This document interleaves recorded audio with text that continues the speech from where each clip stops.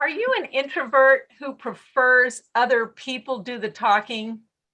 Or are you an extrovert who is eager to do the talking? Either way, you're in the right place. Today, you'll pick up tools you can use to confidently speak up, whether you shy away from or love the limelight. Elaine Lung works with corporations, associations, and individuals just like you who want to show up and speak confidently. She is a certified world-class speaking coach, active in the Northern California chapter of National Speakers Association, and co-founder of three Bay Area Toastmasters clubs dedicated to promoting storytelling and improv theater skills. She also loves to travel and has been to 6 of the 7 continents. Antarctica, look out, she's coming. Working with us today to show up and speak up with confidence, even if you're an introvert. Please help me welcome all the way from Sunnyvale, teacher, coach, and speaking skills expert, Elaine Lung. Thank you, Janice, and happy Hanukkah. It was the scariest moment of my life. Well, up to that point, I was 17 years old. I was in Cleveland, Ohio, which could be scary enough for some people right there. But it was my first speech contest. I had never been in a speech contest before. I was way out of my depth. And I didn't even know how these things work. So there I was, facing the judges, all 5 adults. And I was expecting laughs. I was expecting them to smile at me and respond like you're doing a little bit right now. Instead, they were impassive. And with their adult resting face, it looked like they were frowning. I didn't know what to do. I tried my best, all my practice, I felt it slipping away along with my confidence. And finally, that little inner voice, that inner critic we all have started working on me. They don't like you. Why don't you just give up? I wanted to say, just be quiet, shut up. I hate this feeling. I just never want to feel this way again. Finally, I just, yeah. And I turned to slink out of the room, and I looked back at one judge, and she looked at me as if to say, next time, honey, don't bother. And that little voice just drilled on and on, saying, you're no good at this. This is not for you. Just give up. Now, you may wonder, really, was it that bad? I mean, look at you now. Obviously, you made it through. You're a speaking coach now. It really felt that bad. And let me ask you this. Maybe it's not. I saw some people jumping around. I'm an extrovert, right? I'm an introvert. No, I don't want to speak up. Whether you're an extrovert or an introvert or somewhere in between, it's about what is stopping you. Not necessarily that you love or hate public speaking, but what is stopping you from moving forward through your fear toward what you want? For me, it was public speaking. And my premise for you today is this, is that, like I said, wherever you are on the personality spectrum, you can enjoy public speaking more and find more joy in it by looking at everything you have, everything that you are bringing with you to the table. So we're going to explore that a little bit today. And I guarantee you that even if you love speaking, and I know we have some extraordinarily world-class coaches in the room right now, people that I look up to them. You'll learn something, I hope, and wherever you are, you'll learn something to take away and improve your public speaking right where you are now. So let's get started. First off,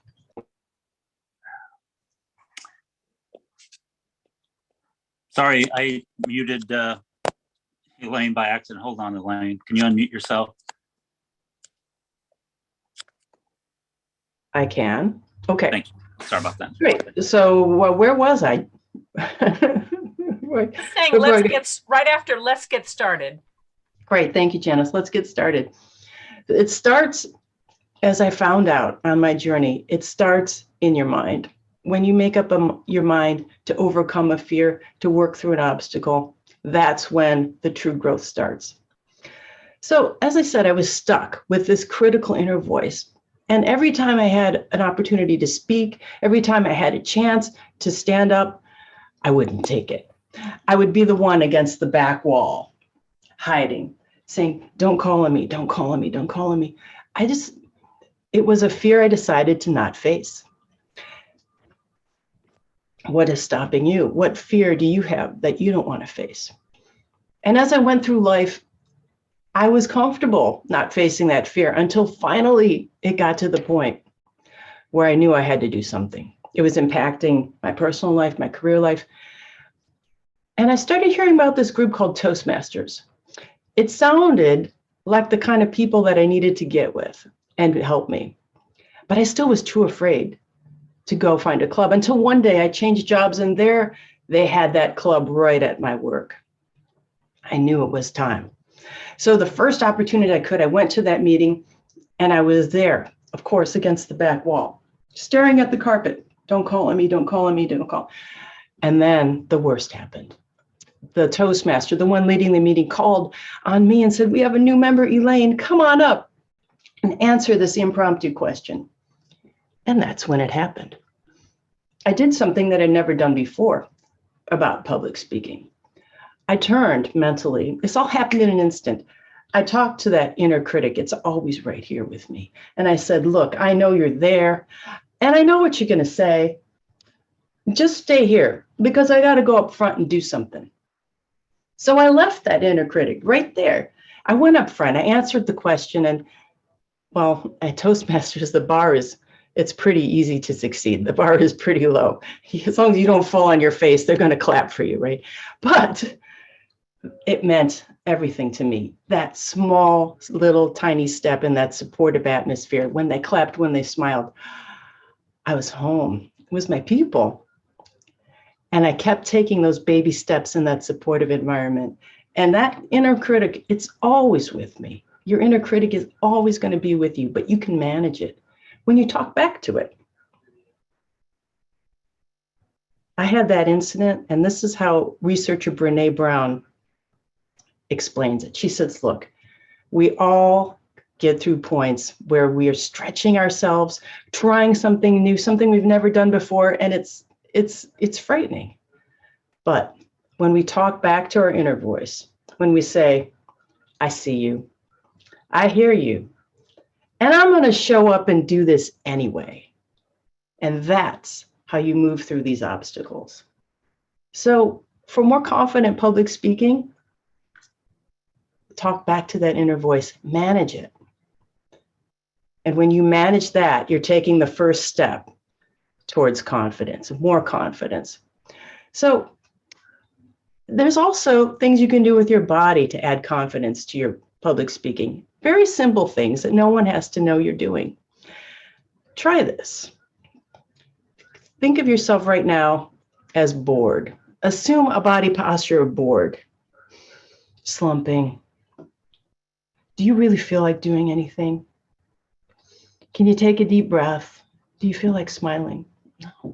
No. Well, you can change your body posture into something that's more ready to go. Stand up straight, sit up straight, shoulders back. If you're standing, feet, weight even on each feet. Take a deep breath and really inhale and fill up your lungs all the way up to the top and your sides and around your back. Because breath is the fuel for your voice. And then smile. Now, how do you feel? More ready to talk, engage, talk to people, communicate?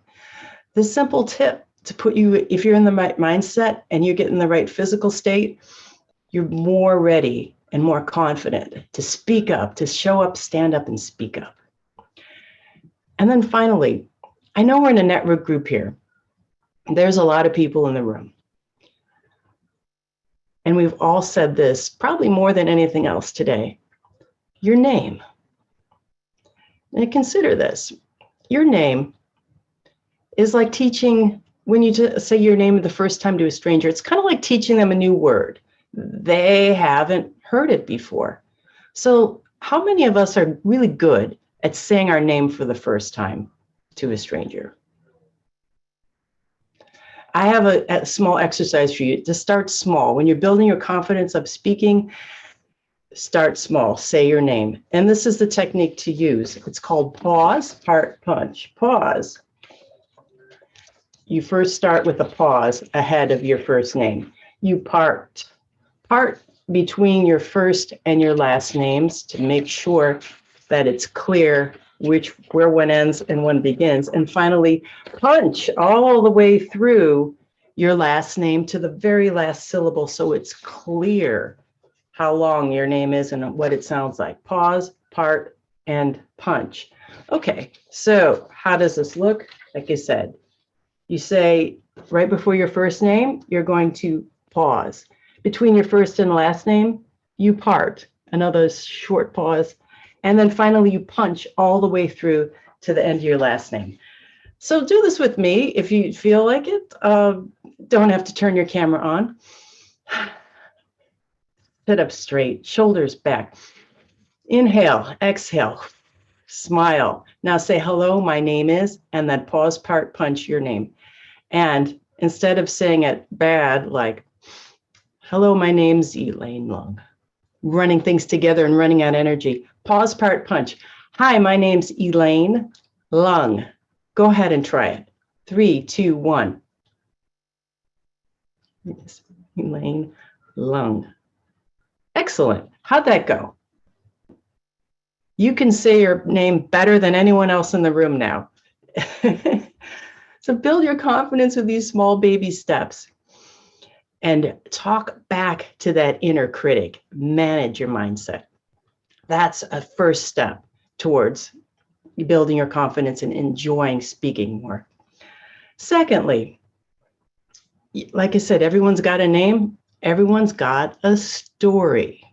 Second point, telling personal stories.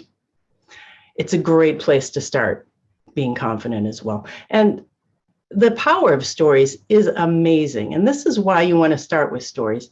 I remember the first time I heard Patricia Fripp. Yes, I'm a Frippette. She's a coach of mine.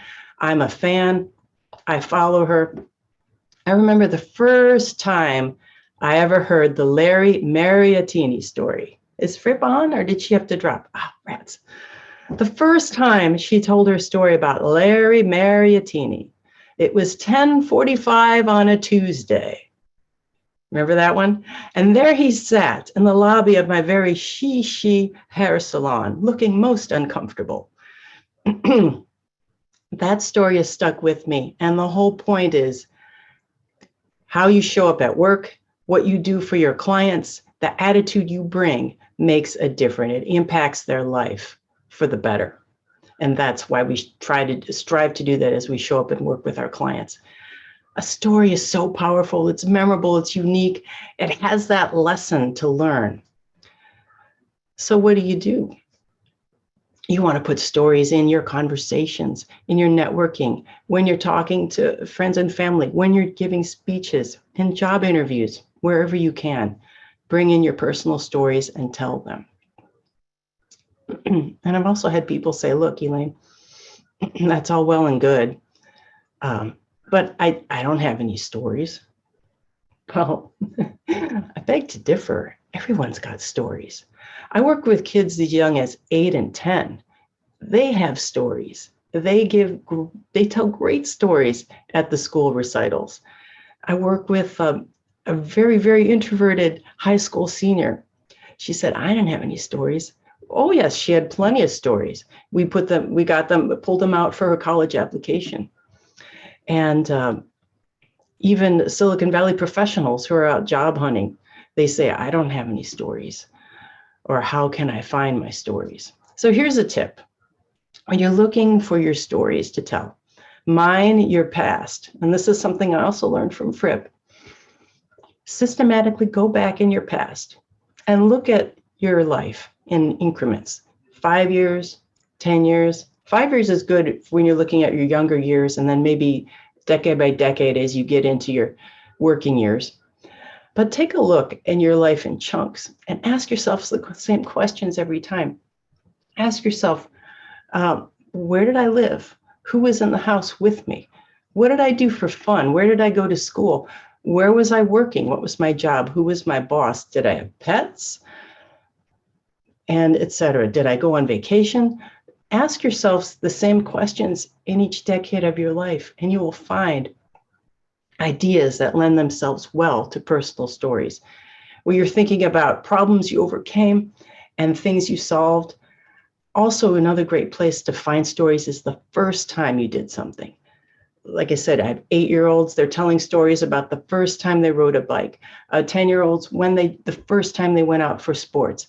These make great stories because in general, the first time you try something, it doesn't go so well, right? Or it can. It may go really well, it may not. But there's generally an interesting story there and a problem to overcome. Like, for example, the first time I was in a speech contest and the lesson I learned. So first times are great. And, everyone's got a story, even Silicon Valley professionals who say they don't. For example, here's a story. I helped someone named Irene. And the first time that I ever met her was when my friend Aaron Dam gave me a call. And he said, look, Elaine, I've seen you help people at Toastmasters. And my friend Irene, she's got an interview in 2 days, and she really needs to get her act together and needs some help coaching on her answers. So give her a call. The next day, I was sitting across the table from Irene. And I could see from her face that she looked a little frustrated. She said, look, Elaine, I'm in this job. It's in the test lab and testing products and everything. It's not my thing. I want to be in marketing. And there's this great job at Amazon Labs. It's got the benefits. It's the kind of job I want in marketing. It's a great company. That's what I really want. But how can I get this in? How can I succeed at this interview? I mean, I've been through a month of phone calls with them. They narrowed it down to me and 4 other people. The interview's in 2 days. I said, okay, Irene, no problem. First, tell me about how you got started in product testing. She said, Elaine, I don't think you understand. This job is in marketing. I don't see how that old job is going to help me at all. I said, well, Irene, you gotta trust me here. You see, once we look at your past successes and figure out what you did, those skills will transfer into skills that your marketing job at Amazon will want. So we got started. And as she started to tell me about her best success, she couldn't do it without drawing on a huge piece of paper. And let me tell you, there was flow charts and there were diagrams and there were lines going everywhere and terms I didn't understand. And it was a big spaghetti mess. And it took her like 20 minutes. Finally, she stopped and shook her head a little bit disgusted and said, what's the use? And I thought, wow, how'd she make it this far through the interview process? But instead, I said, okay, Irene, well, let's just get started where we are here. I pointed at this red triangle in the middle of the mess. I said, what is this? And let me tell you, pretend I don't know anything about engineering at all. Just describe to me in layman's terms in regular language, what that is. She goes, oh, that's the red valve. I said, okay, great. Start with the red valve. And we started there. And we worked through it and we got it to a point where she could explain that whole diagram with just words. And then we did some role playing and interviewing. And then she went home and practiced. And 2 days later, she was sitting across the table from her hiring manager, her future boss, and she explained the story to him. And he looked and he said, wow, that was really clear. He said, can you start on Monday? So she got the job. And a couple of weeks later, it was just a typical Wednesday for me. The phone rang. I'm sitting in my office doing what I normally do. And I picked up the phone. It was Irene. And she said, "Oh, Elaine, I'm sitting here at my desk in the marketing department. I'm looking out the window at the blue sky and reading my first marketing assignment. Oh, this is great. This is exactly what I wanted. Thank you for your help." So we did like a virtual high five over the phone and hung up. And I thought, isn't it great when you can work through these obstacles together? And that's a story. You have personal stories too. You have stories you can tell about the work you've done with people, about the problems you've solved that'll be memorable and stick with your clients and help them through their problems as well. So second, storytelling. So we have mindset, talking back to your inner critic, telling personal stories. And now finally, something that I love a lot, the secret sauce to public speaking, in my opinion. The secret sauce is improvisational theater skills. Improv theater. Perhaps some of you have heard of it. It's as defined as performers on stage, creating a scene, a performance, a play, making up characters by reflecting off each other, collaborating with each other, and making it up in real time for the audience's entertainment. No script. And that's true. That's a classic definition of improvisational theater. But a lot of people think too that, well, that's making something up out of nothing. Improv is just making something up when you really don't have anything to work with. And I disagree with that. Improv is really bringing something to the stage and sharing it and collaborating with other people. And what you're bringing is everything you have. It's what you have lived, your experiences, your knowledge, everything that you bring as a person, plus what all the other people on stage are collaborating with you about. You're bringing something. You're always bringing something. You're bringing yourself. Don't discount that. Second, improv. Some people think improv is about being the funniest person in the room, about comedy. And improv very often is funny. But it's not about being the funniest person in the room. It's about connecting. It's about listening to the other person. It's about connecting with them and taking care of them and supporting them and looking for that genuine human connection. So in an improv stage, the players up there are looking to have genuine human connection rather than just to get up there and give jokes. So with that in mind, a few improv principles for your consideration. The first one and the most important one is yes and. And yes and is when improv players are on stage and they have the mindset of this. They say, yes, this is the reality of this situation. And what the other improv player gives me as a suggestion, that is what I'm going to work with and I'm going to add to it. So in other words, if you're on stage and someone says, hey, you're an Eskimo, you're an Eskimo. You don't have the chance to say, no, I'm a penguin. No, you're an Eskimo. That's what you work forward with and you move forward with and add with. So what saying yes and is agreeing with the reality that you're building together with the other person in improv.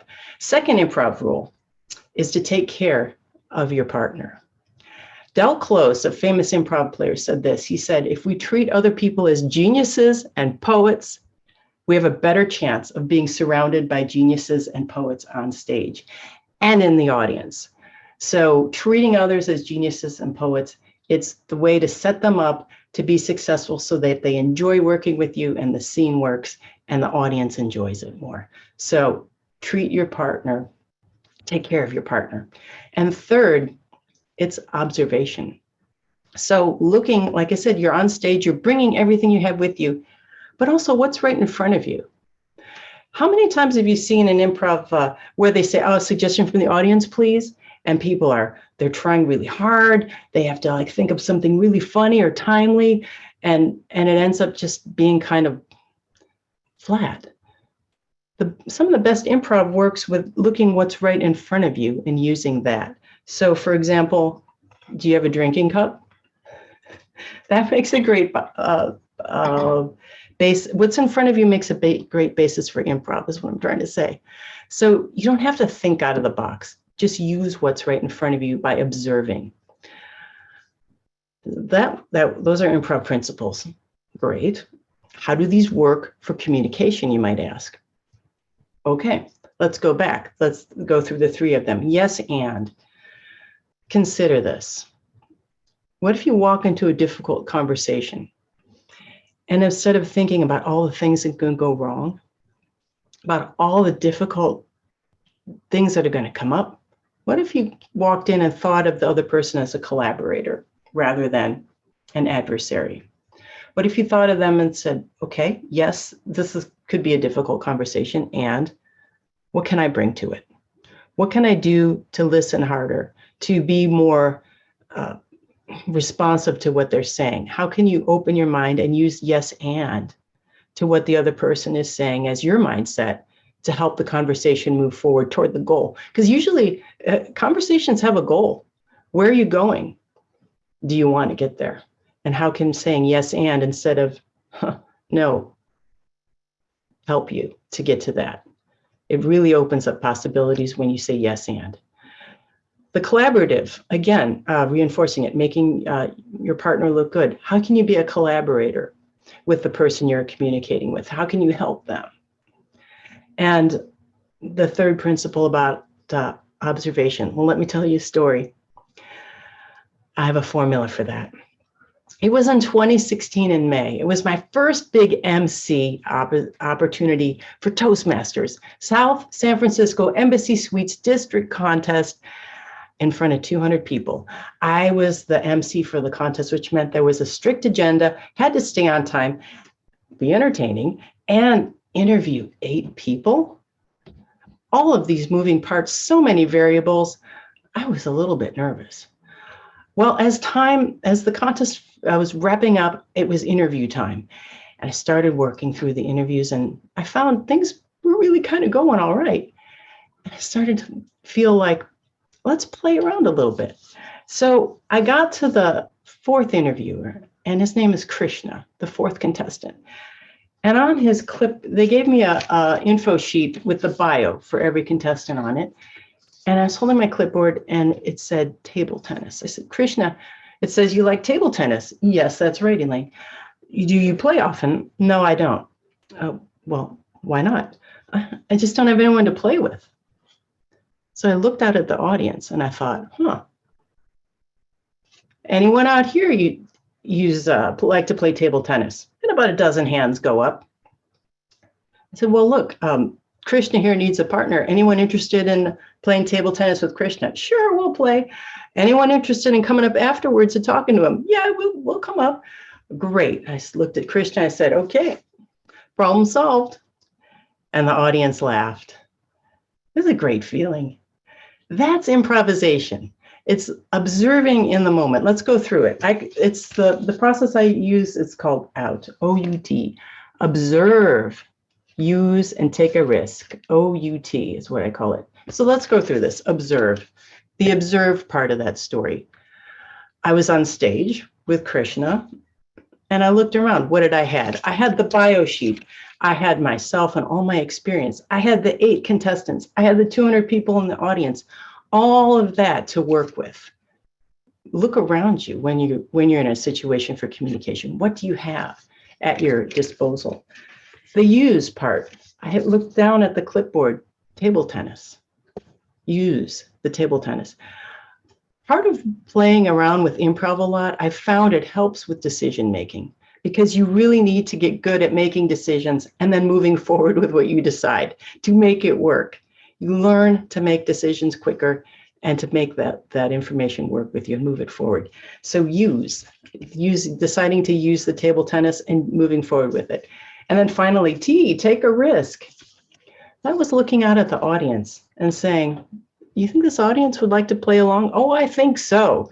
A Toastmasters audience always wants to play along. And so that's when I interacted with them and invited them to play, and they loved it. So it worked. So OUT, observe. When you observe, that's improv. So let's see. We have use your mindset. Talk back to that inner critic. Manage it. Use personal stories. Tell personal stories and use them to be memorable and unique and comfortable talking about yourself with other people. And then finally, the improvisational skills, the secret sauce. When you say yes and make your partner look good and observe. So based on what I have said so far, are there any short, specific questions that I could answer? And if someone wants to help manage that, I'd appreciate that. I used to be in a Toastmasters group, and I got so much out of that. It was really helpful in not just my presentation skills, but just dealing with my clients. And I take the focus off yourself and find something, like you use whatever's in front of you. And people open up and they love talking about themselves. So it's a great technique. Yeah, thank you, Craig. And taking the focus off yourself, I love that you just said that, because, okay, I'm getting a little bit of echo. Because when you think about your audience and that you're there for them, that takes the focus off yourself and focuses your attention where it needs to be instead of on yourself, where you would be nervous. Elaine, this is Gary. I really like the fact you pointed out how to introduce ourselves. So often individuals are nervous and they say their name so quickly, the audience doesn't get their name. So I like that formula that you have of pause, state your first name, pause, and your last, what's that, punch? Yeah, punch it out. Love that. Thank you, Elaine. Punch it all the way through to the end. Thank you, Gary. I'd like to follow up on Gary's comment, because I also want to say something about saying your name. I like your recommendations, Elaine. I want to add to that, some of us have names that are hard to understand, even if they're said slowly, like your last name is Lung. Even when you say that slowly, I don't know that I would hear lung.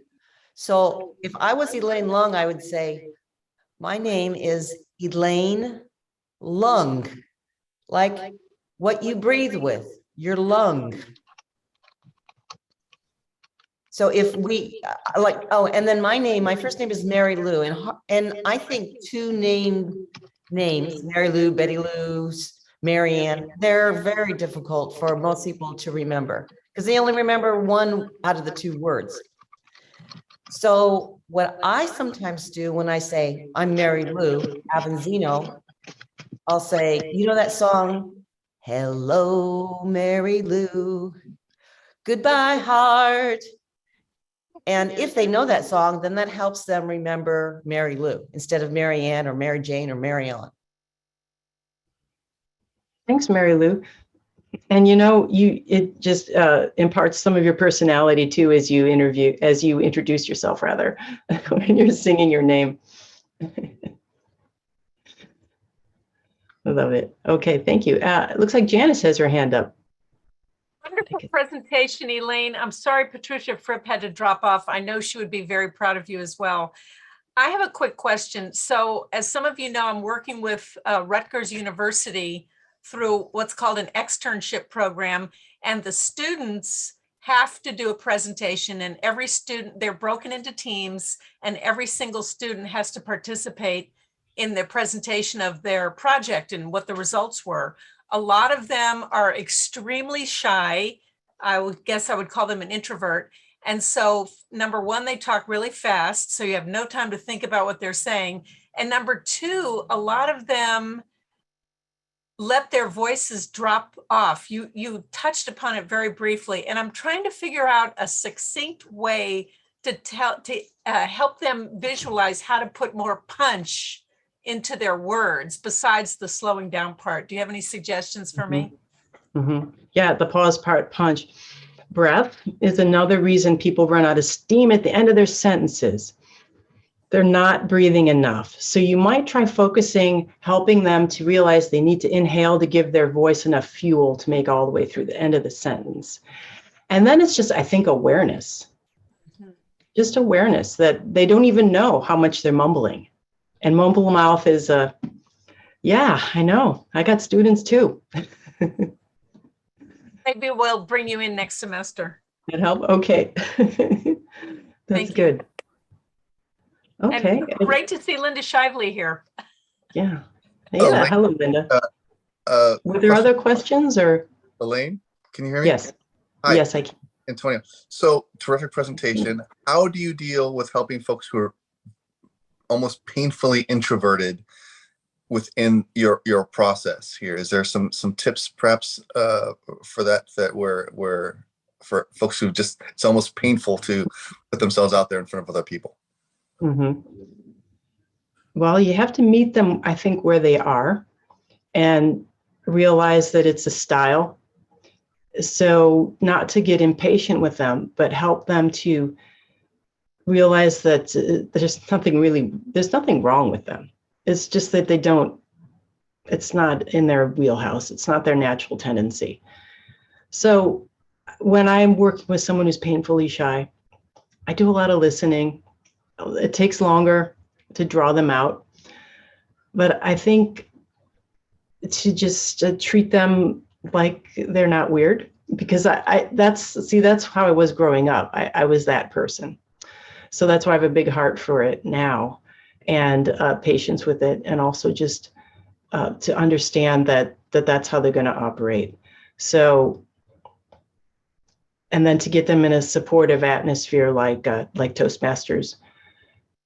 And part of it, Antonio, is that they need to have that mindset shift. They have to want to slay that demon, if you will, to slay that dragon, to go after and solve that problem. And if they don't want to do it, it's nothing really you can do to solve it for them. Craig? Oh, yeah. It's Betty? Betty.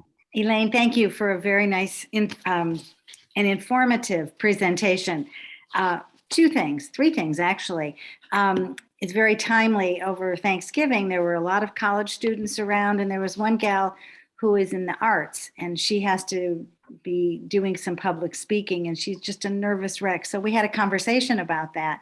And I said, at every point you have to take a mic, even at a wedding or something, take the mic and make sure you hold it. And I explain how to hold the mic.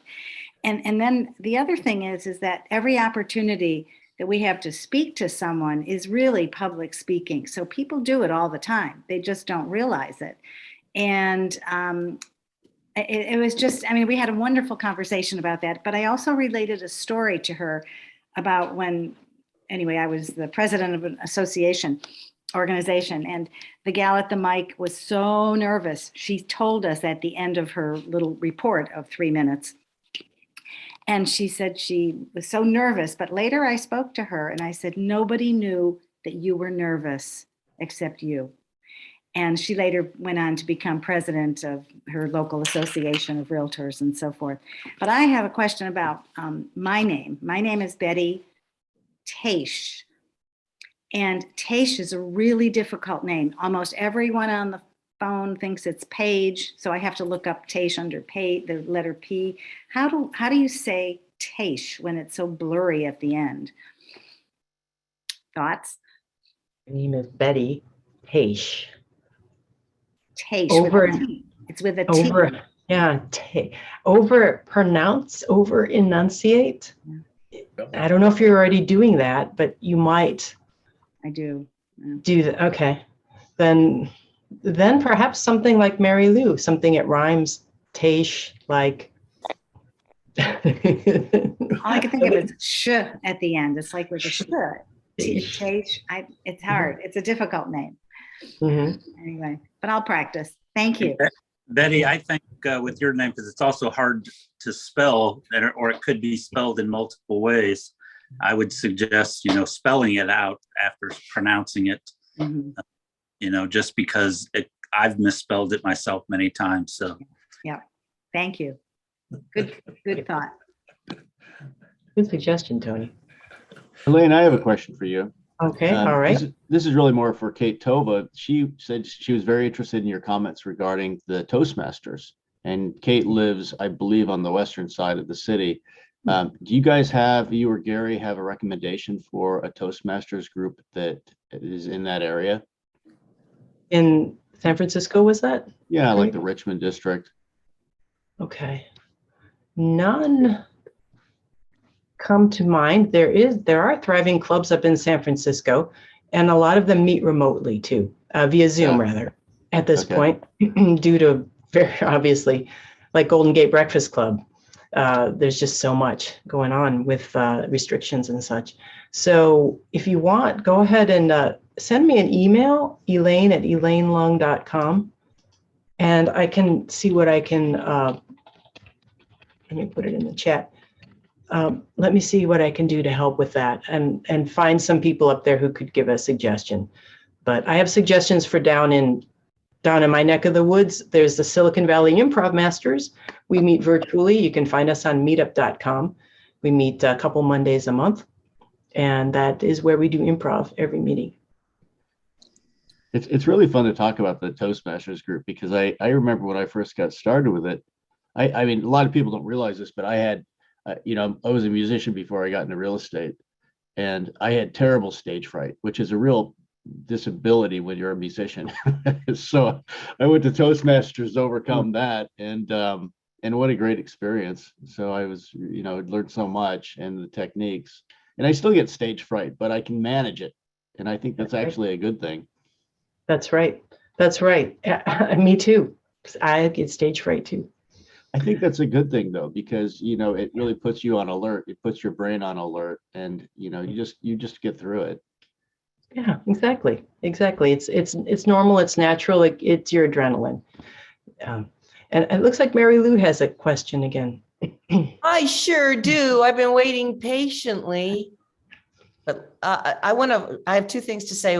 Betty Taish, you do have a last name that is tough to rhyme with anything. And I don't have the answer for you, how to give the person you're talking to the crutch to remember your last name. But I came up with a few words that have that sh in there, in it. And patience, Haitian, ration. Or I guess ration. I don't think I'd use ration. I think patience and Haitian. So I might say, my name is Betty Taish. Now you've heard of people who live in Haiti, Haitian. It's Taish, Betty Taish, like Haitian. Kind of long-winded, but just an idea. But that's a tough nut to crack.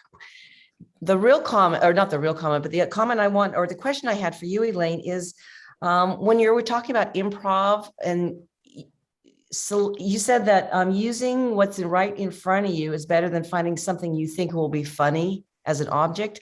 Why do you think that is? And this is from the stage performer's point of view, like when they're shouting out suggestions. Hey, we're gonna do a scene. We need three things: an object, an occupation, and a location, right? And people are thinking, oh, we've got to have something really funny and timely, right? So they're racking their brain for something, and then they think Mars, aliens, and a rubber duck, right? So, and then you're like, okay, haha, that's funny. And then you're like, now what do I do with it? It's difficult to create a scene with weird things. But if you say, hey, cup of coffee, San Francisco, and a newspaper, all right, we can create a scene from that. So it's a little bit of the familiar that makes it easier to work with. And it doesn't have to be special. People are always like, think out of the box, wow, we got to be special, weird, unique. Actually, in improv, thinking inside the box works really well. You'd be surprised, because the humor is coming out of the human connection, and you're generating it by just responding in ways that people think are funny and laugh at. Good answer. Thank you. Yeah. Okay. Mary Lou? You started with a story, and I've been a Toastmaster 50 years, so you'd think I'd be better at it now. But anyway, you may know Dave Lieber, who is an NSA member and a columnist for the Dallas Morning News.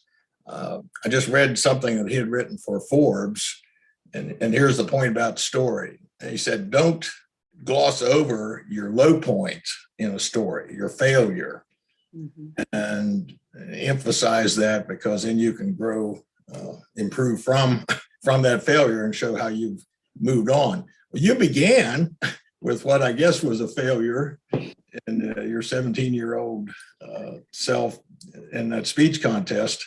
I have a poor internet this morning, so I don't know whether you came back to that and told how you did, but I know they're just sometimes we'll hear people perhaps like your example there, where people in the audience were just sitting there doing frowning, and then afterwards they said, Elaine, that was a great talk, and your thought probably was, well, why didn't you tell your face? Right. So how did you end up? How did you end up? What happened? From that contest, yeah, and then moved on from there. Okay, Randall. Well, thanks for the question. So I failed that contest, and I told myself a story that wasn't true. I told myself that they didn't like me. I let that inner critic manage me. I didn't manage the inner critic back. And so since I let it tell me that I wasn't good at public speaking, I went for almost 20 years just avoiding any chance to speak. And then finally, when it got just so to the point where I was like, I've got to fix this because it's hurting my career, my personal life, right? I've got to get over this fear. It's stopping me. And then that's when I started hearing about Toastmasters and found one at my new job. And I gave my first table topic, and you might have heard those stories before. It changed my life. So once I took that first baby step, managing back that inner critic and telling it to just hang on, I don't need to hear you right now because I got to go do something. And that's what changed everything in that supportive atmosphere of Toastmasters. So it's a critical life skill, managing. All right. I have one more story. Craig, should I wrap it up? Absolutely. We Good welcome time. another story. Perfect. All right, let's wrap it up. All right. So like I said, final story. I collect wheelchairs for an organization that collects used wheelchairs, fixes them up like new, and hands them out to people who need the gift of mobility. It's called Johnny and Friends. My job is to accept the donations, to meet the donors, do the intake form, and store the chair. So a few years ago, I was standing in a parking lot, an abandoned parking lot, where the storage facility is here in San Jose, and kind of sitting there going, wow, it's kind of deserted here on the weekend. I didn't think about that. Did I tell anyone where I was going this afternoon? And this big black pickup trucks come barreling across the parking lot towards me. It had tinted windows, big black, it was raised up, and I thought, oh, shoot, I hope I told my husband where I was going to be at. It stopped in front of me. The pickup truck driver's side door opens. A big dude gets out, dressed head to toe in black. And he says, I've been looking for you. I said, I thought, I really hope I told someone where I'm going to be this afternoon. And then the passenger side opened and a woman gets out. It's his wife. She goes, look, what we mean is we have a couple wheelchairs we want to donate, and we've been looking for you for a couple of years because we want to donate them. We don't want to scrap them. We don't, we want to give them away to someone else who can use them. Wow. Conversation got a little more relaxed there. And we started chatting a bit. And it turns out these are the parents of an 18-year-old man who died a couple years earlier. And they were donating his wheelchairs to the organization that I volunteered for.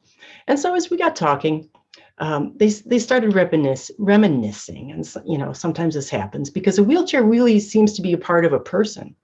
And that can be a special thing. And it was a way for them to reminisce about their time with their son. And their son had been born with some kind of situation, some kind of medical situation where he really needed round-the-clock care. And his life was going to be abnormally short because of it. And they said when he was born, 20 years earlier, the doctor basically said, look, call your pastor, call your minister, because your son's not going to last the night. But he did. So they kept him in the hospital for a week, and they're like, he's not going to. But the son, he kept living. He kept getting stronger. So they're like, okay, well, take him home, call hospice, because, he's not, he's really not going to live very long, the doctor said. So they took him home. They called hospice, but it was a month later and their son was still living. And they're like, well, hospice, go home, because we're going to start living now. And as they talked about all the things they did with their son, they talked about it like this. They said, yes. The mom said, yes. You know, our son, he wasn't going to be able to run around and play baseball like the other kids because he physically didn't have that ability. But, you know, we took him to the baseball game and he made friends there. And yeah, yes, we knew that he wouldn't be able to learn to drive and grow into an adult someday. And what we did, we went out to the beach and we took him four-wheeling over the dunes and we had a great time. They talked about all the great things they did together as a family. And then finally said, yes, you know, we had all those problems and challenges. And he blessed our life.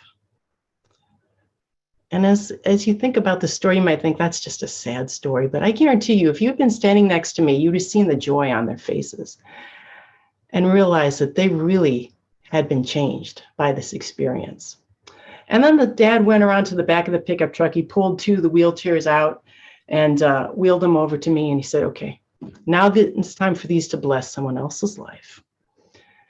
And I realized then that this is an extreme example, but it's really how what I've been talking about today are really not soft skills about speaking, improv, storytelling. They're really critical life skills, because this mom and dad, they faced the situation that they were given. They said, yes, I see this situation. I hear what you're saying. And you know what? I'm going to show up and I'm going to live anyway.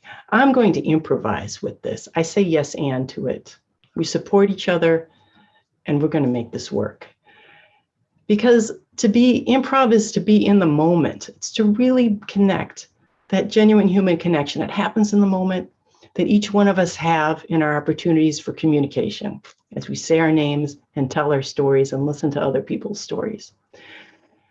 So in this moment, accept that, improvise with it, and really, this moment, this is all we really have anyway, isn't it? Thank you for sharing this moment with me.